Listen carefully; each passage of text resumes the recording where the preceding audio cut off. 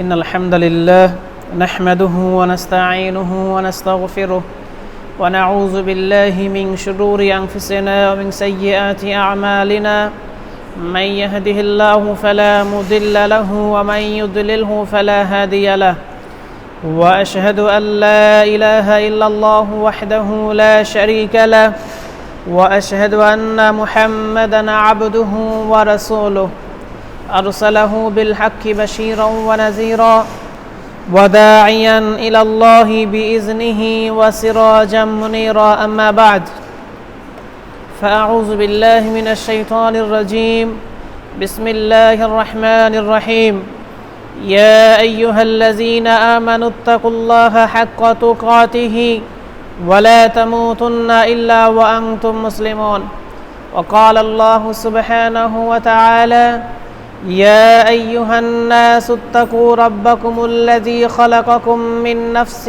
واحدة وخلق منها زوجها وبث منهما رجالا كثيرا ونساء واتقوا الله الذي تساءلون به والأرحام إن الله كان عليكم رقيبا وقال رسول الله صلى الله عليه وسلم فإن أصدق الحديث كتاب الله وأحسن الهدي هدي محمد صلى الله عليه وسلم وشر الأمور محدثاتها وكل محدثة بدعة وكل بدعة ضلالة وكل ضلالة في النار أو كما قال عليه الصلاة والسلام আলহামদুলিল্লাহ আল্লাহ সুবহানাহু ওয়া তাআলা দরবারে শুকরিয়া জ্ঞাপন করছি যেই মহান রব্বুল আলামিনের অশেষ মেহেরবানিতে জুমার দিনে জুমার সালাতের জন্য খুতবা শোনার জন্য আগে আগে মসজিদে আসতে পেরেছি এই জন্য বলি আলহামদুলিল্লাহ। দুরূদ ও সালাম বর্ষিত হোক মুহাম্মদ সাল্লাল্লাহু আলাইহি ওয়াসাল্লামের প্রতি। আল্লাহুম্মা সাল্লি আলা মুহাম্মদ আল্লাহুম্মা বারিক আলা মুহাম্মদ। সম্মানিত মুসল্লিয়ান ইকরাম, আল্লাহ সুবহানাহু ওয়া তাআলা ইরশাদ করেন ইয়া আইয়ুহাল্লাযীনা আমানু, হে ঈমানদারগণ, ইত্তাকুল্লাহ, তোমরা আল্লাহকে ভয় করো, হাক্কা তুকাতিহি, যথাযথ ভয়, যেভাবে ভয় করা উচিত, ওয়ালা তামুতুন্না ইল্লা ওয়া আনতুম মুসলিমুন, আর মুসলিম অবস্থা ছাড়া তোমরা কেউ মৃত্যুবরণ করো না। মহান আল্লাহ সুবহানাহু ওয়া তাআলার কাছে প্রার্থনা করছি মহান রব্বুল আলামিন যেন আমাদেরকে মৃত্যুর আগ পর্যন্ত সঠিক ইসলামের উপরে অটল থাকার তৌফিক দান করেন। সম্মানিত মুসল্লিয়ান ইকরাম, আমরা যেই মুহূর্তে নিরাপত্তার সাথে নির্বিঘ্নে মসজিদে আসতে পারলাম, ঠিক একই সময় ফিলিস্তিনের গাজা ভূখণ্ডে কি হচ্ছে আমরা সকলেই জানি।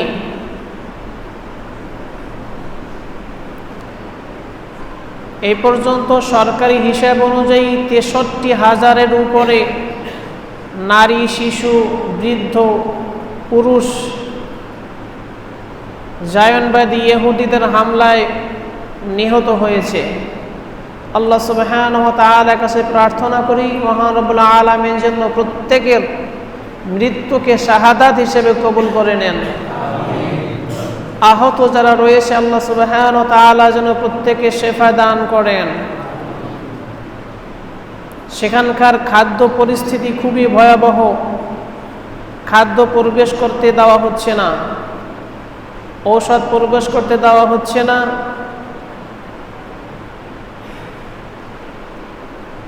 আহত যারা জীবন আছে, কারো হাত নেই, পা নেই, বোমার আঘাতে উড়ে গিয়েছে, সে অঙ্গগুলো অন্য অঙ্গ প্রত্যঙ্গগুলোকে ঠিক রাখার জন্য অপারেশন করে কাটতে হবে,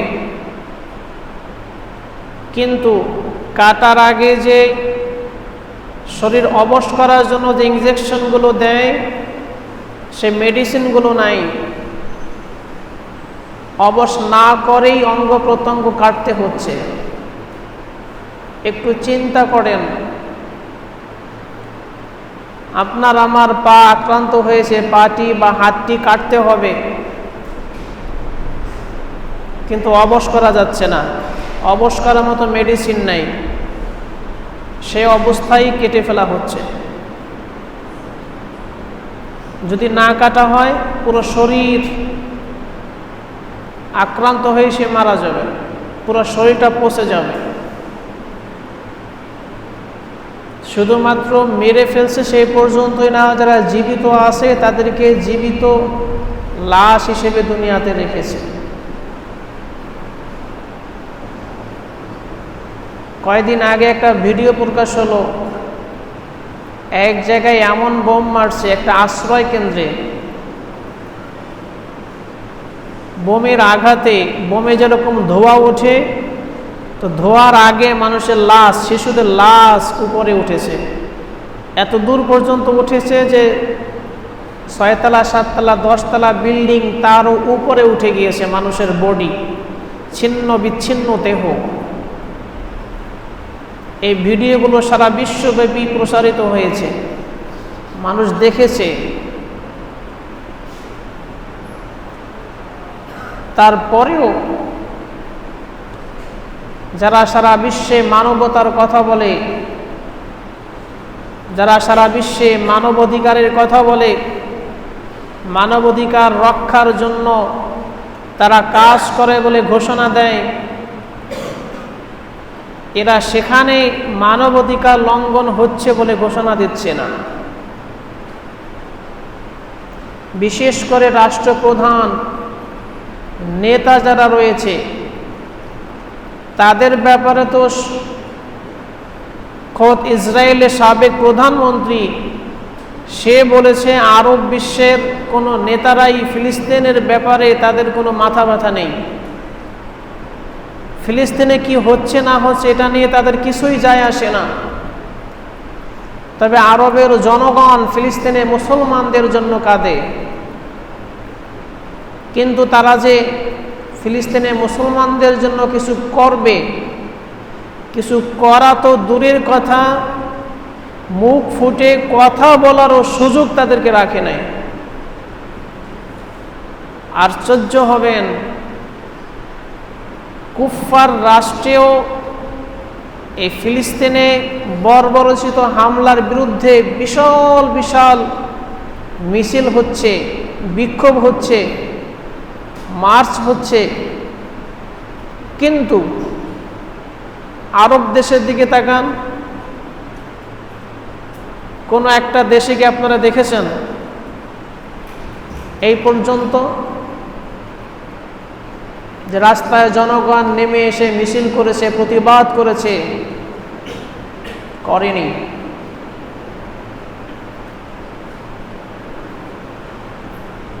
কেন করেনি? তাদেরকে করতে দেওয়া হচ্ছে না, তাদের মুখের ভাষাকেও তারা আটকে রেখেছে।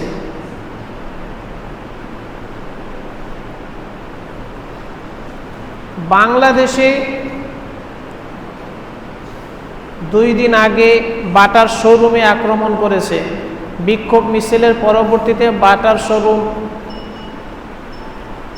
বা কোনো ইসরায়েলি রেস্টুরেন্ট 2 থেকে 3 জায়গায় পরবর্তীতে আক্রমণ করেছে, ব্যানার ভেঙে ফেলেছে। কেউ কেউ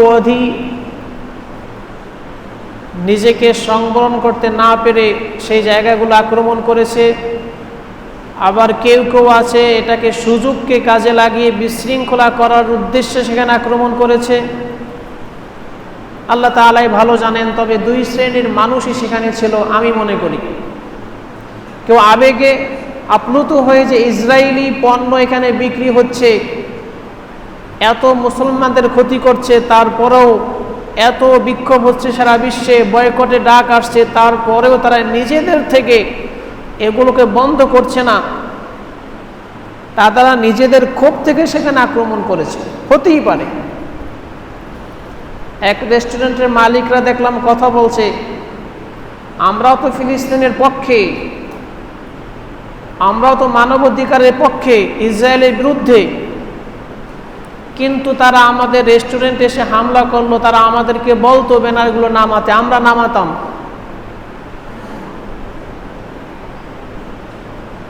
তারা এসে তাদেরকে নামাতে বললে তারা নামাবে, তারা এর আগে তারা নামায়নি, এখন আক্রমণ করেছে, এখন বলছে কেন বলেনি।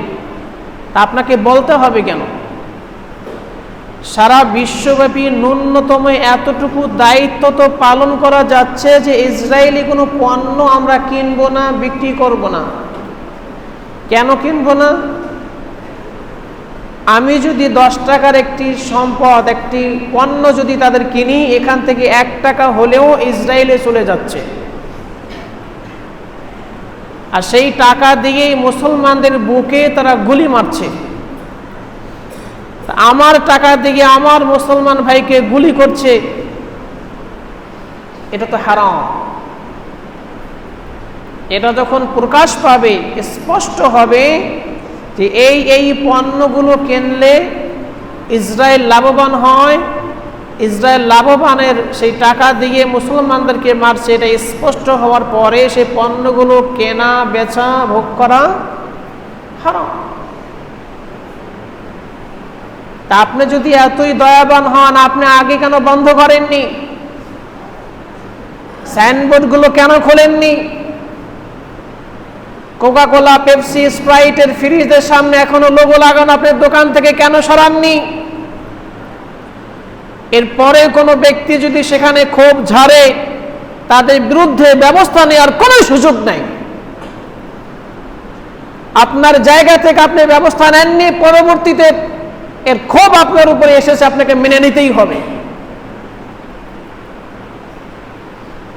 কিন্তু আমাদের থেকে আহ্বান থাকবে, এখানে আক্রমণ না করে আপনারা জোরালো প্রচার করেন, এগুলো বয়কটের জন্য মানুষকে দাওয়াত দেন, বুঝান। গতকালকে একটা রেস্টুরেন্টে ঢুকলাম, তাদের পানি হলো একুয়াফিনা, পানীয় হিসেবে পেপসি। বললাম আপনার নাম কি? হোটেল মালিককে একটু আহ্বান করলাম আসার জন্য, আসলেন। নাম কি? খুব সুন্দর নাম, মুসলমান, সুন্দর দাড়ি। বললাম ফিলিস্তিনে কি হচ্ছে আপনি কি জানেন না? বললো জানি। সে আমার কথায় বুঝতে পারলো যে আমি কি বলবো। সে বলতেছে যে আমাদের বিকল্প ব্যবস্থা নাই, এই যে ফ্রিজটা দেখছেন, আবার এই যে পানি, এর বিকল্প আমরা পাচ্ছি না। তাদেরকে বললাম তখন দু একটা ধরে ধরে, এগুলো কি বিকল্প নয়? তবে এটি সত্য, এই সমস্ত পণ্যগুলো দ্বারা আপনারা বেশি লাভবান হচ্ছেন। দোকানে এই ইসরায়েলি পণ্যগুলো বেশি, এর কারণ তাদের প্রফিট বেশি, ফ্যাসিলিটিস বেশি। কিন্তু আপনি শুধু লাভই দেখলেন, মুসলমানদের কোনো স্বার্থ আপনার কাছে স্বার্থ নয়। এভাবেই যদি চলতে থাকে, জেনে শুনে বুঝে রাখেন আপনার ঈমানের ব্যাপারে সন্দেহ আছে।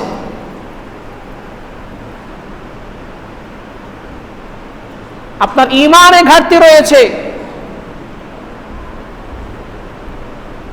আল ওয়ালা ওয়াল বারা, শত্রুতা, মিত্রতা, বন্ধুত্ব এবং বিদ্বেষ দুটি গুরুত্বপূর্ণ অধ্যায় ইসলামী আকীদায়।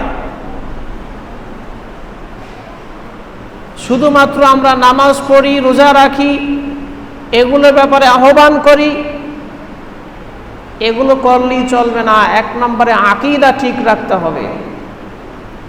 কাকে বন্ধু বানাবো, কাকে শত্রু বানাবো, এই বিষয়ে যদি আমাদের স্পষ্ট ধারণা না থাকে, তদ অনুযায়ী যদি আমল না থাকে, আমার সালাত, আমার সিয়াম, আমার যাকাত, আমার হজ আমার কোনো উপকারে আসবে না।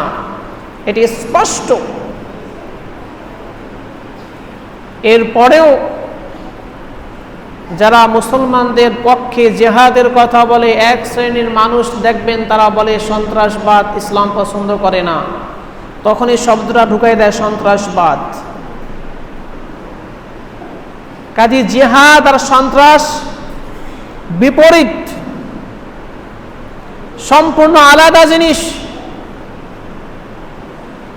জিহাদের উদ্দেশ্য হলো ইনসাফ প্রতিষ্ঠা করা, সমাজে বিশৃঙ্খলা দূর করে সমাজে শৃঙ্খলিত করা, শৃঙ্খলায় আবদ্ধ করা, শৃঙ্খলা বজায় রাখা জিহাদের উদ্দেশ্য।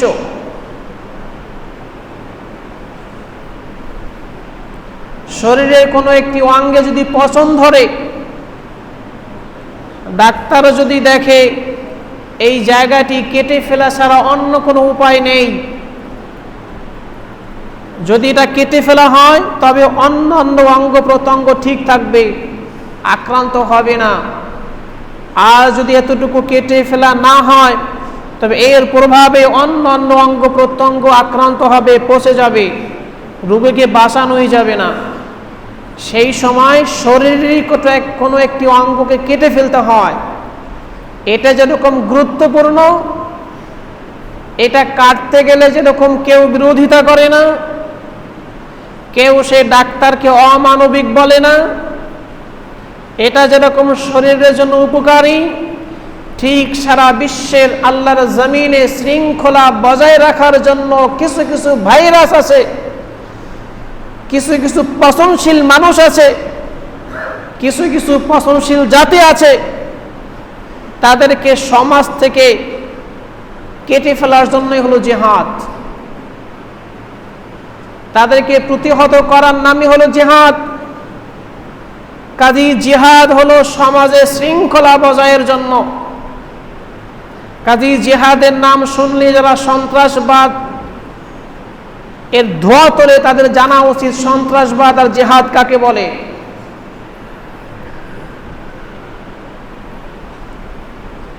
জিহাদের কথা বললেই মিষ্টি মিষ্টি কিছু জিহাদের হাদিস আমাদের সামনে আনে, যেগুলো জিহাদ, যেগুলোর ব্যাপারে জিহাদি শব্দগুলো এসেছে। যেমন কয়েকটি যদি উল্লেখ করি, বিভিন্ন প্রেক্ষাপট অনুযায়ী আল্লাহ রাসূল সাল্লাল্লাহু আলাইহি ওয়াসাল্লাম কথাগুলো ব্যবহার করেছেন। রাসূল সাল্লাল্লাহু আলাইহি ওয়াসাল্লাম একবার বলেন, আফদালুল জিহাদি কালিমাতু আদলিন ইনদা সুলতানি জাইর আও আমিরি জাইরিন। সবচেয়ে উত্তম জিহাদ হলো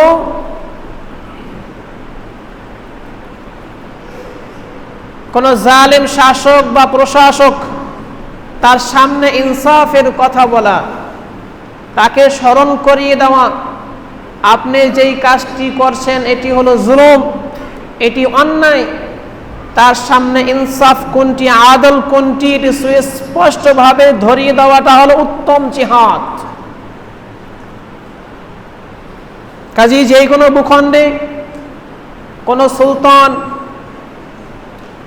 বা শাসক বা প্রশাসক যদি অন্যায় লিপ্ত হয়, সেই সমাজের সাহসী ব্যক্তিরা তাকে গিয়ে বাধা দিবে, তার সামনে বলবে এটি অন্যায়, এটিও জিহাদ। রাসূল সাল্লাল্লাহু আলাইহি সাল্লাম আরো একটি শব্দ ব্যবহার করেছেন, আফদালুল জিহাদি হাজ্জুন মাবরুর, যে হজ্জে মাবরুর এটি হলো উত্তম জিহাদ। আল্লাহ রাসূল সাল্লাল্লাহু আলাইহি সাল্লাম আরেক জায়গায় বলেছেন, আল মুজাহিদু মান জাহাদা নাফসাহু, মুজাহিদ হলো সেই ব্যক্তি যে তার নফসের সাথে জিহাদ করে। নফসের সাথে জিহাদ করতে হবে শুরু থেকে শেষ পর্যন্ত। এই জিহাদের কোনো সময় সীমা নাই, মৃত্যুর আগ পর্যন্তই নফসের সাথে জিহাদ করতে হবে। আল্লাহ রাসূল সাল্লাল্লাহু আলাইহি ওয়াসাল্লাম আরেকটি হাদিসে বলেছেন, ইসবাগুল উযুই আলাল মাকারিহি, কষ্টসাধ্য হওয়ার পরেও ঠান্ডার মধ্যে হলেও পরিপূর্ণ উযু করা, ওয়া কাসরাতুল খুতা ইলাল মসজিদি, বারবার মসজিদে যাওয়া, ওয়া ইন্তিজারু সালাতি বা'দা সালাতি, এক সালাত থেকে আর এক সালাতের জন্য অপেক্ষা করা, ফাযালিকুমুর রিবাত, এগুলো হলো জিহাদের প্রহরা, জিহাদকে পাহারা দেয়, অর্থাৎ এগুলো জিহাদের অন্তর্ভুক্ত। আল্লাহ রাসূল সাল্লাল্লাহু আলাইহি ওয়াসাল্লামের কাছে একজন সাহাবী আসলেন, ইয়া রাসূলুল্লাহ, আমি আপনার সাথে জিহাদে যেতে চাই। আল্লাহ রাসূল সাল্লাল্লাহু আলাইহি ওয়াসাল্লাম বললেন, তোমার পিতা মাতা কি জীবিত আছে? তিনি বললেন, হ্যাঁ, তাদের কি অবস্থায় রেখে এসেছো? আমি যখন আসছিলাম তখন তারা কাঁদতেছিল। আল্লাহ রাসূল সাল্লাল্লাহু আলাইহি ওয়াসাল্লাম বলেন, ফাফিহিমা ফাজাহিদ, তুমি তাদের কাছে যাও, এটি তোমার জন্য জিহাদ। যেভাবে তাদেরকে অসন্তুষ্ট করে এসেছো সেভাবে তাদেরকে সন্তুষ্ট করো। এই জিহাদের বিষয়ে এই হাদিসগুলো আপনারা বারবার শুনবেন। এগুলো সহিহ হাদিস দ্বারা প্রমাণিত, কোনো সন্দেহ নাই। কিন্তু আমি খুতবা আপনাদেরকে বলেছি, জিহাদ ফারজুল কিফায়া আর জিহাদ ফারজুল আইন। ফারজে কিফায়া যখন থাকে তখন হলো জিহাদ নির্দিষ্ট পরিমাণে, যথেষ্ট পরিমাণে সৈন্যবাহিনী আসে মুসলমানদের পক্ষে যুদ্ধ করার জন্য, নিরাপদে মুসলমানরা রয়েছে, আক্রান্ত নয়। সেই সময় আমভাবে সবার উপরে জিহাদ ফরজুল আইন নয়, তখন ফরজে কিফায়া। যারা জিহাদে যাবে তারা অধিক ফজিলত পাবে, জিহাদের মর্যাদা পাবে। কিন্তু যারা জিহাদে যাবে না, ঘরে বসে আমল করবে, তারা আমলের ফজিলত পাবে কিন্তু কোনো গুনাহগার হবে না। কিন্তু ফরজে কিফায়া থেকে যখন ফরজে আইন হয়ে যায় জিহাদ, তখন আর ঘরে বসে আমল করার কোনো সুযোগ নাই। যখন আহ্বান আসে হাইয়া আলাল জিহাদ, সালাতের জন্য যেরকম আহ্বান করা হয়, আল্লাহ রাসূল সাল্লাল্লাহু আলাইহি ওয়াসাল্লামের সময়ও এরকমই সালাতের জন্য আহ্বান করা হতো। ঠিক এইরকমই আরেকটি আহ্বান করা হতো, হাইয়া আলাল জিহাদ, জিহাদের জন্য আসো, এরকম আহ্বান করা হতো।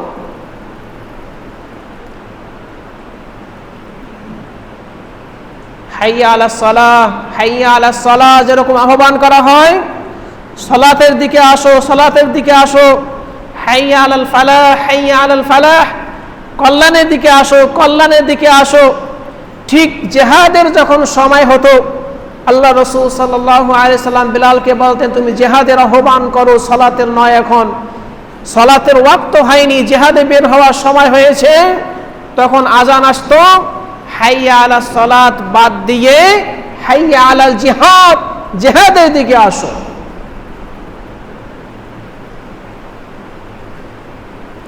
ওয়াক্ত ছাড়া যখন আজান শুরু হতো, সাহাবায়ে কেরাম সূর্যের দিকে তাকাতেন, ওয়াক্ত হয়নি, আজান শুরু হলো, ব্যাপারটি কি? ঠিক কয়েকটি বাক্য পরেই তারা স্পষ্ট হতেন, যখন হাইয়া আলাস সালাতের পরিবর্তে হাইয়া আলাল জিহাদ বলা হতো। হাইয়া আলাস সালাহ বললে তারা উজু করে মসজিদের দিকে আসতেন, আর হাইয়া আলাল জিহাদ বললে যার ঘরে যেই অস্ত্র আছে, অস্ত্র শস্ত্র নিয়ে মসজিদে নববীতে হাজির হতেন। সেই আমল আমাদের সমাজে কোথায়? সেরকম প্রেক্ষাপট এখন আর তৈরি হয় না।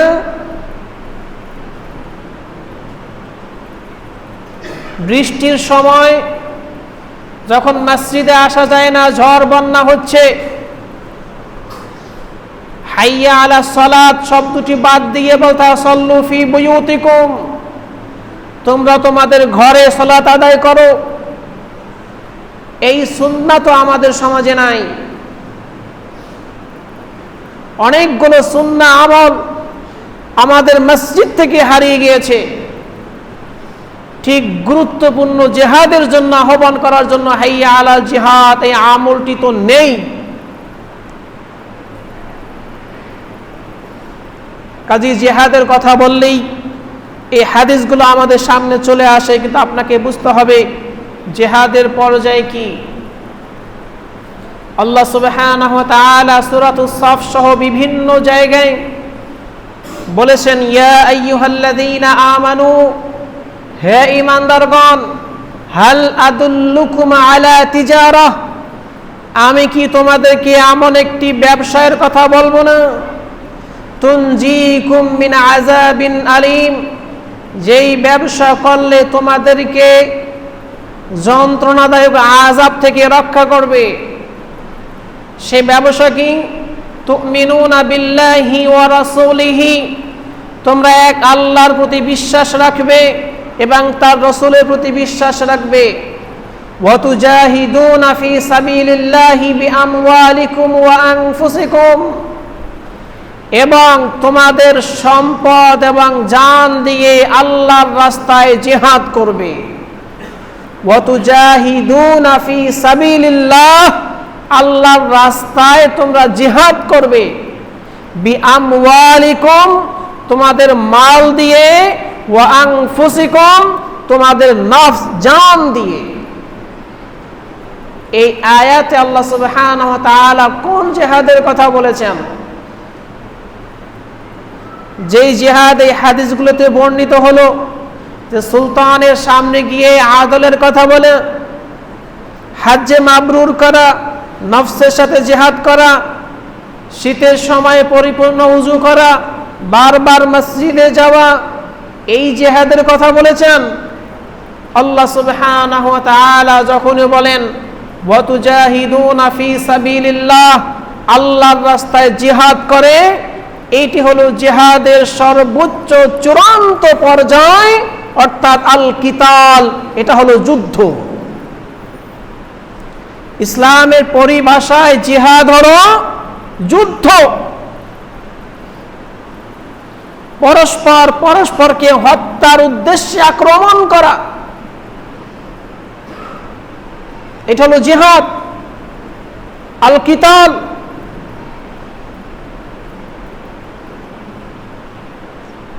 যে চূড়ান্ত পর্যায়ের জিহাদের কথা আমাদের সমাজে উলামায়ে কেরাম কেন বারবার বলছে না?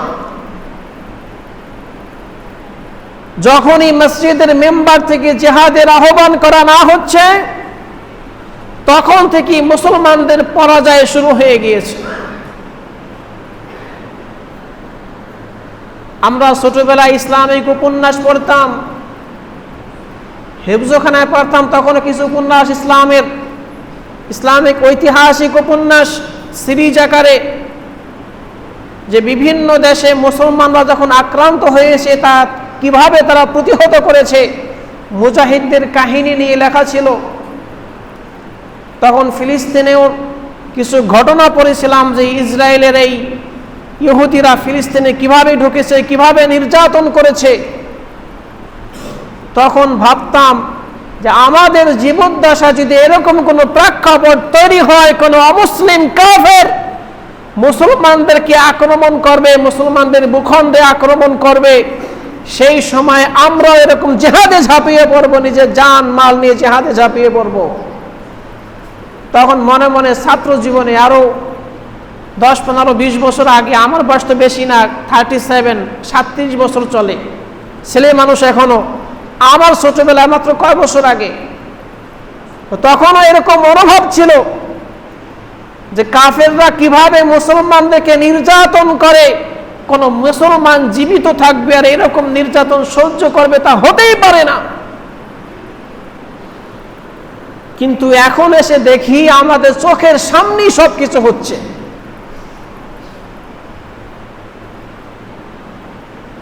আমাদের পার্শ্ববর্তী আরাকানেই হচ্ছে, ফিলিস্তিন তো বহু দূরে, অনেক ভূখণ্ড পাড়ি দিয়ে যেতে হয়। কিন্তু আমরা কি করতে পারছি? কি করতে পারছি আমরা? বলবেন যে এখন পারার সুযোগ নাই। না, আমরা পারছি না, একমাত্র কারণ হলো যে মেম্বারগুলো থেকে জনগণকে সতর্ক করা হবে, উৎসাহিত করা হবে জিহাদের ব্যাপারে, সে মেম্বারগুলোই ঠান্ডা হয়ে গিয়েছে, মেম্বারগুলোকেই শীতল করে রাখা হয়েছে, মেম্বারগুলোকেই মুনাফিকদের দ্বারা পরিপূর্ণ করে রাখা হয়েছে।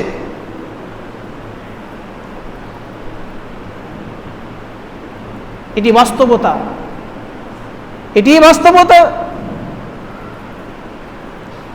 নতুবা ফিলিস্তিনের একদিকে সাগর, চতুর্দিকে আরব দেশগুলো, মুসলমান দেশগুলো, লেবানন, জর্ডান, ইরাক, মিশর, এগুলি কি মুসলমানদের দেশ না? আমি তো কথা বলতে পারছি, রাস্তায় নেমে বিক্ষোভ করতে পারছি, কাফের দেশে আমেরিকা পর্যন্ত বিক্ষোভ হচ্ছে, ইসরায়েলে পর্যন্ত বিক্ষোভ হচ্ছে। স্বয়ং যে ইসরায়েল হামলা করছে, ইসরায়েলের মানুষ ওই হামলার বিরুদ্ধে বিক্ষোভ করছে। আশ্চর্য যে কোনো আরব দেশে রাস্তায় 10 জন মানুষ একত্রিত হয়ে কোনো বিক্ষোভ করতে পারছে না। জাতি এমন পর্যায়ে চলে গিয়েছে, তারা বাংলাদেশের রিয়াকশন দেখে আফসোস করে যে বাংলাদেশ এত দূরের মানুষ, তাও তারা বিক্ষোভ করছে, ক্ষোভ ঝাড়ছে, কিন্তু আমরা কথা পর্যন্ত বলতে পারি না।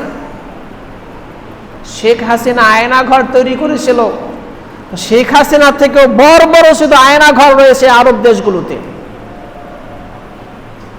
স্বয়ং কাবায় মেম্বারে খতিব সাহেব আলোচনা করছেন, খুতবা শেষ করে সালাত পড়াতে তাকে দেওয়া হয় না। যখনই খুতবা শেষ করে নামছে, তাকে গ্রেফতার করে বন্দী করা হয়েছে। আপনি তাদের দিকে তাকিয়ে আছেন।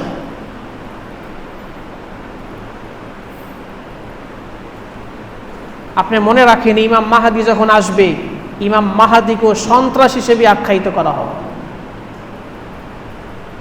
সেই সময়ে তো কোটি কোটি মানুষ থাকবে, আরব বিশ্বের মুসলমান থাকবে।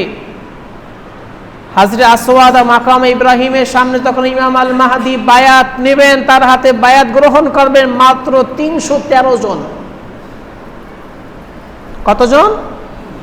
313 জন। আপনি চিন্তা করেন, বর্তমানে মাতফে তওয়াফ করা লক্ষের উপরে মানুষ শুধু কাবার ভিতরে। সেই জায়গায় সেই পরিস্থিতিতে ইমাম মাহাদির হাতে বায়াত নেবেন মাত্র 313 জন। এর মানে সেই সময়কার মানুষ বুঝবে না, জানবে না যখন জিহাদ করা দরকার, আমাদের একজন ইমাম দরকার। ইমাম হিসেবে মুহাম্মদ ইবনে আব্দুল্লাহ, মুহাম্মদ, এই যে মুহাম্মদ ইমাম মাহাদির নাম, ইনি আমাদের জন্য উপযুক্ত, তাকে দরকার। তার হাতে বায়াত নেবেন, ইমাম খুঁজবেন, তাকে খুঁজে পাবেন। সেই সময়ে মাত্র 313 জন লোক উদ্গ্রীব তার হাতে বায়াত নেবেন, বাকি সব গাফেল। বরং এমন পরিস্থিতি হবে, এই 313 জন সহ ইমাম মাহাদিকে প্রতিহত করার জন্য সিরিয়া থেকে বিশাল বাহিনী পাঠানো হবে। সে বাহিনী কোনো কাফের বাহিনী না, সে বাহিনী কাফেরদের বাহিনী না। আল্লাহ রাসূল সাল্লাল্লাহু আলাইহি সাল্লামকে জিজ্ঞাসা করা হলো, ইমাম মাহাদিকে দমন করার জন্য যে বাহিনী আসবে, বাইদা নামক ভূখণ্ডে আল্লাহ তাআলা যে ধসিয়ে দেবেন, সেই ধসিয়ে দেওয়া সৈনিকদের মধ্যে এমনও তো সৈনিক থাকবে যারা ইমাম মাহাদিকে প্রতিহত, তাকে ধ্বংস করা, তার সাথে যুদ্ধ করার নিয়াতে তারা যাচ্ছে না, কিন্তু তাদেরকে জোর করে পাঠানো হচ্ছে। তাদের অন্তর ঠিক আছে, ঈমান ঠিক আছে, এদের অবস্থা কি হবে? তাদেরকেও কি ধসিয়ে দেওয়া হবে? আল্লাহ রাসূল সাল্লাল্লাহু আলাইহি ওয়াসাল্লাম বলেছেন, তাদের ঈমান, তাদের নিয়াতের কারণে তাদের প্রতিদান দেওয়া হবে তাদের মৃত্যুর পরে। কিন্তু তারা যে সৈন্যবাহিনীর সাথে যাচ্ছে ইমাম মাহাদিকে প্রতিহত করার জন্য, তাদের সাথে ধসিয়ে দেওয়া হবে। মৃত্যুর পরে প্রত্যেকের নিয়ত অনুযায়ী কিয়ামতের ময়দানে উঠবে। এতে স্পষ্টভাবে বোঝা যায় ইমাম মাহাদিকে প্রতিহত করার জন্য যে সৈন্যবাহিনী যাবে, তারা কাফের সৈন্যবাহিনী না।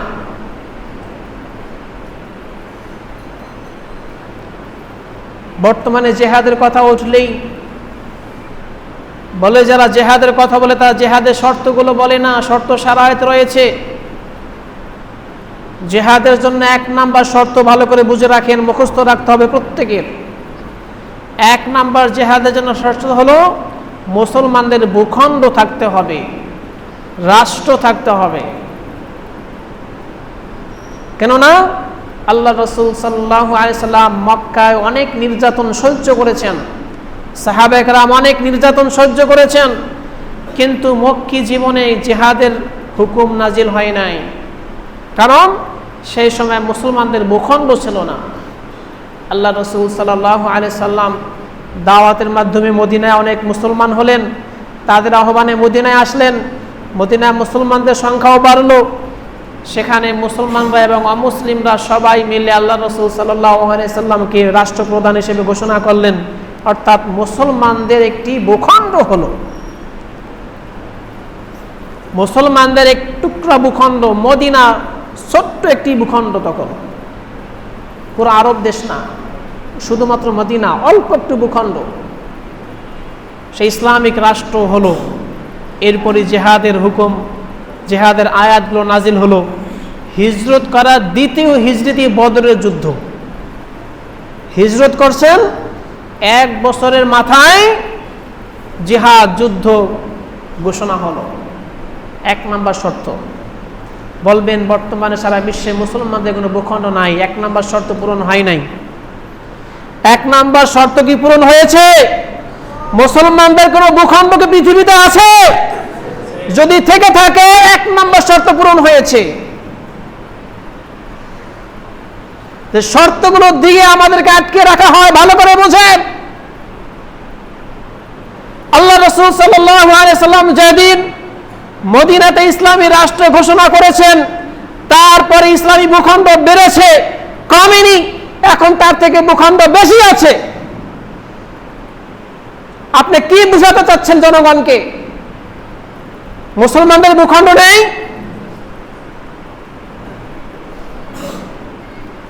দুই নাম্বার শর্ত, ইমাম লাগবে।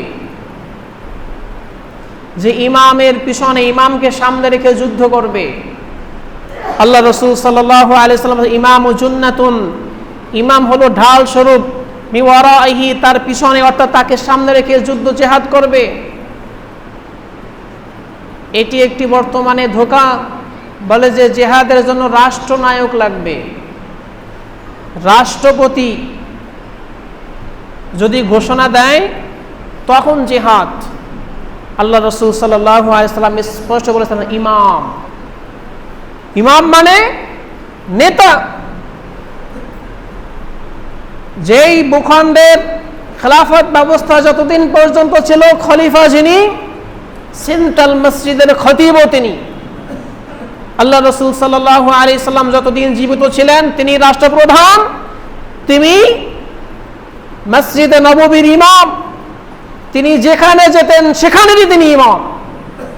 ইমাম মানে যেরকম সালাতের ইমাম, ঠিক তেরকম রাষ্ট্রেরও ইমাম।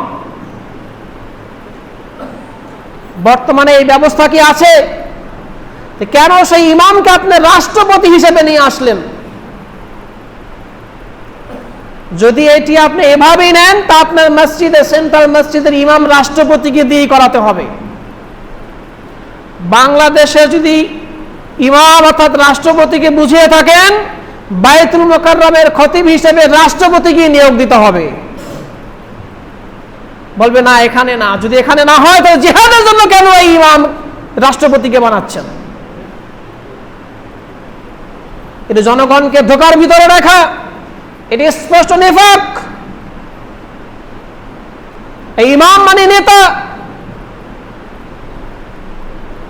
যিনি উপযুক্ত মনে করবেন যে এখন জিহাদের সময় হয়েছে, জনগণকে আহ্বান করতে হবে, কাফেরদের বিরুদ্ধে যুদ্ধ করতে হবে, এইরকম নেতা, যোগ্যতা সম্পন্ন ব্যক্তি আহ্বান করলে তার ডাকে সাড়া দিতে হবে। এটি জিহাদ ফরজে আইন হওয়ার অন্যতম একটি শর্ত।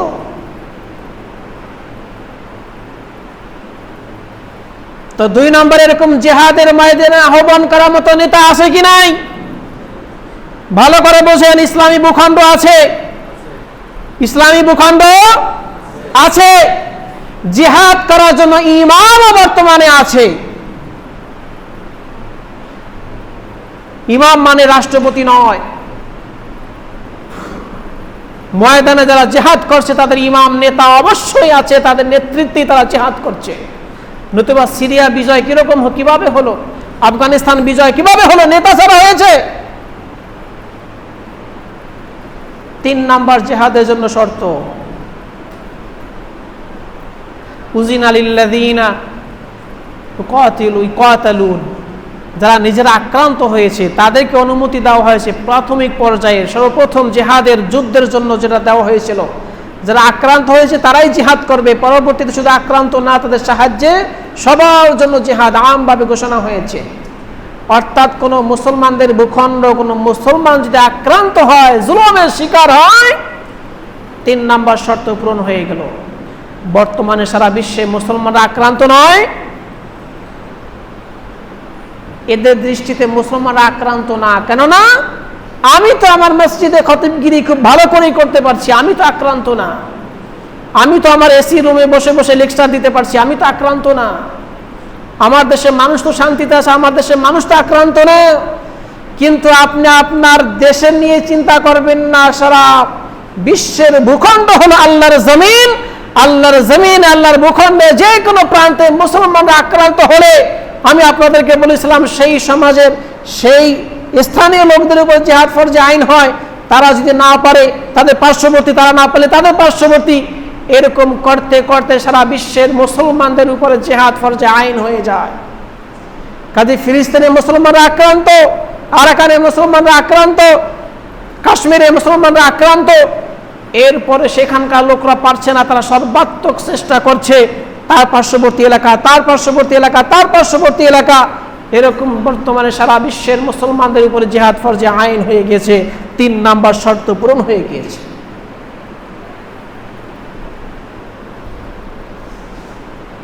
জিহাদের 4 নাম্বার শর্ত, জিহাদের ময়দানে যারা অস্ত্র ধরেছে, মুসলমানদের বিরুদ্ধে যুদ্ধ করেছে, তাদের সাথে যুদ্ধ করতে হবে। যুদ্ধের ময়দানে কোনো নারীকে আক্রমণ করা যাবে না, কোনো শিশুকে আক্রমণ করা যাবে না, কোনো বৃদ্ধকে আক্রমণ করা যাবে না, কোনো রোগীকে আক্রমণ করা যাবে না। এমনকি যেই কোনো ধর্মের ধর্মীয় যাজক, গুরু, তাদেরকে আক্রমণ করা যাবে না। জিহাদের শর্ত।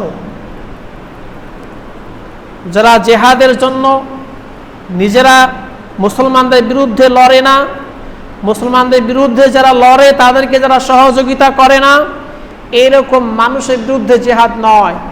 জিহাদ হলো যারা মুসলমানদের বিরুদ্ধে যুদ্ধ করে, মুসলমানদের বিরুদ্ধে যুদ্ধ করতে যারা সাহায্য করে, এদের বিরুদ্ধে হলো জিহাদ।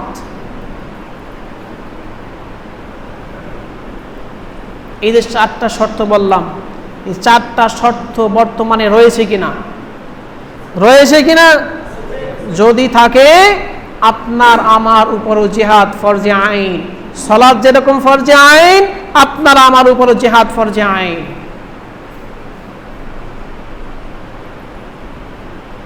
তবে বাধা হিসেবে আমাদের সামনে রয়েছে, আমরা যে সেখানে গিয়ে যুদ্ধ করব, জিহাদ করব, ভূখণ্ডের তার কাটার বেড়া, বিভিন্ন সীমান্ত দিয়ে আমাদেরকে আটকে রেখেছে। এই জন্য প্রথম দায়ী হলো প্রতিটি মুসলমান দেশের রাষ্ট্রপ্রধান, রাষ্ট্রপতি, রাষ্ট্রীয় নেতা যারা রয়েছে, 1 নম্বরে দায়ী হলো তারা। তারা নিজেরাও জিহাদ করছে না, জনগণকেও করতে দিচ্ছে না। কিন্তু তাই বলে কি আপনি আমি দায়ী থেকে এড়াতে পারবো? এড়াতে পারবো। জিহাদের অনেকগুলো পর্যায় আছে। আমরা যদি সেই সময় মুনাফিকদের মতো বলে থাকি যে আমাদের যদি সুযোগ থাকতো আমরা জিহাদে যেতাম, আমরা সুযোগ পাইনি, কিন্তু আপনাকে জানতে হবে আল্লাহ সুবহানাহু ওয়া তাআলা বলে দিয়েছেন, যদি তাদের জিহাদে বের হওয়ার মতো মন মানসিকতা থাকতো তারা তো প্রস্তুতি নিত। তাদের প্রস্তুতি নাই জিহাদে বের হওয়ার, তারা রয়েছে শিথিলভাবে, গাফেল হয়ে নিজ নিজ স্বার্থ নিয়ে দুনিয়ায় বেঁচে থাকার জন্য যার যার ব্যবসা প্রতিষ্ঠান নিয়ে, চাকরি বাকরি নিয়ে, কাজকর্ম নিয়ে, সংসার নিয়ে পড়ে রয়েছে। মুসলমানদের সাহায্য করতে হবে, মুসলমানদের সহযোগিতা করতে হবে, জিহাদ করতে হবে, এরকম মন মানসিকতা যদি থাকে অবশ্যই সে প্রস্তুতি গ্রহণ করবে। আমি আপনাদেরকে বলেছিলাম প্রস্তুতি, শক্তি, কুওয়া অর্জনের জন্য তার অনেকগুলো পর্যায় রয়েছে। 1 নাম্বার শক্তি আল কুওয়াতুল ঈমানিয়া, ঈমানি শক্তি বৃদ্ধি করতে হবে। আল কুওয়াতুল ইলমিয়া, ইলমের শক্তি, জ্ঞানের শক্তি। জিহাদ করার জন্য ফিলিস্তিনে যেতে হবে এরকম না। ফিলিস্তিনের গাজা এই ভূখণ্ডটা হলো আরে হলো 10 কিলোমিটার, লম্বা হলো 40 কিলোমিটার, কতটুকু ভূখণ্ড, সেই জায়গায় সারা বিশ্বের মুসলমানরা গেলে তো দাঁড়াতেই পারবে না। সেখানে সবার যাওয়ার প্রয়োজন নাই, যতজনের প্রয়োজন ততজন যাবে। আপনার আমার জায়গা থেকে আমাদের ইলম, এই ইলমের যে শক্তি, এটা দিয়ে আমরা ব্যবহার করতে পারি। সেই ইলমের শক্তি কি? আপনি এখানে লেখনি, মুখের কথা, এমনকি আপনি কম্পিউটারে এখানে তাদের সাথে যুদ্ধে লিপ্ত হতে পারেন। এখন যুদ্ধ শুধুমাত্র ময়দানে গিয়ে কাটাকাটি মারামারি নয়, ওটিও যেরকম রয়েছে, এখন যুদ্ধ আপনি ঘরে বসে বসে কম্পিউটারের মধ্যেই করতে পারেন। কুওয়াতুল ইলমিয়া, ইলমের এরকম ইলম অর্জন করতে হবে, জ্ঞান অর্জন করতে হবে। বর্তমানে যুদ্ধের বড় একটি ফিল্ড তৈরি হয়েছে এআই। এআইয়ের মাধ্যমে এগুলো মুসলমানদের শিখতে হবে। শুধুমাত্র ময়দান নয়, বর্তমানে যুদ্ধ হচ্ছে মহাশূন্যে, বর্তমানে যুদ্ধ হচ্ছে ব্যবসায়ের মাধ্যমে, বর্তমানে যুদ্ধ হচ্ছে বিভিন্ন মাধ্যম। সেই মাধ্যমগুলোকে আপনাকে বেছে নিতে হবে, আমি কোন জায়গার জন্য উপযুক্ত, সেই জায়গার জন্য ইলম অর্জন করতে হবে। ইলম শুধুমাত্র কোরআন আর হাদিস নয়, কোরআন ও হাদিস থেকে ইলমের উৎস, কিন্তু আপনাকে যুদ্ধের জন্য যেই কোনো প্রেক্ষাপট অনুযায়ী ইলম অর্জন করাও জিহাদের অংশ। কুওয়াতুল ইলমিয়া। আল কুওয়াতুল জাসাদিয়া, শারীরিক শক্তি, জিসম, ফিটনেস ঠিক রাখা, যুদ্ধের জন্য উপযুক্ত করে গড়ে তোলা, এটিও জিহাদের অন্তর্ভুক্ত। আল কুওয়াতু সিলাহিয়া, অস্ত্র শস্ত্র সংগ্রহ করা, প্রশিক্ষণ দেওয়া, নিজেকে প্রস্তুত করা, এটিও জিহাদের অংশ, প্রস্তুত। আল কুওয়াতুল মালিয়া, অর্থ সম্পদ জিহাদের জন্য সঞ্চয় করা, প্রস্তুত করা। আপনি কি কি প্রস্তুত করছেন জিহাদের জন্য? প্রত্যেকটা ক্ষেত্রে আপনাকে প্রস্তুতি নিতে হবে। তারপরে সবাই একরকম হবে না, যে যেই জায়গার জন্য উপযুক্ত সে সেই জায়গায় বসে জিহাদ করবে কুফফারদের বিরুদ্ধে। আল্লাহ সুবহানাহু ওয়া তাআলা আমাদেরকে বুঝার, উপলব্ধি করার তৌফিক দান করুন। ربنا آتنا في الدنيا حسنة وفي الآخرة حسنة وقنا عذاب النار. الحمد لله رب العالمين، والصلاة والسلام على رسول النبي الكريم. أما بعد، أعوذ بالله من الشيطان الرجيم. بسم الله الرحمن الرحيم. إن الله وملائكته يصلون على النبي يا أيها الذين آمنوا صلوا عليه وسلموا تسليما. اللهم صل على محمد وعلى آل محمد كما صليت على إبراهيم وعلى آل إبراهيم إنك حميد مجيد. اللهم بارك على محمد وعلى آل محمد كما باركت على إبراهيم وعلى آل إبراهيم إنك حميد مجيد. সম্মানিত মুসল্লিন ইকরাম, আমরা আমাদের জায়গা থেকে যত ধরনের ব্যবস্থা নিতে পারে সেই ব্যবস্থাগুলো নিতে হবে। এটি ছিল আজকের খুতবার আলোচ্য বিষয়। জিহাদের অন্তর্ভুক্ত হতেই হবে। প্রত্যেকের জায়গা থেকে নিজেকে অন্তর্ভুক্ত হতে হবে, নিজেদের সন্তানদেরকে অন্তর্ভুক্ত করতে হবে, সেরকম ব্যবস্থা নিতে হবে। সর্বোপরি আমরা পারি যেগুলো, সেই ব্যবস্থাগুলো অবশ্যই গ্রহণ করতে হবে। ইসরায়েল আমেরিকার পণ্যগুলো বর্জন করতে হবে।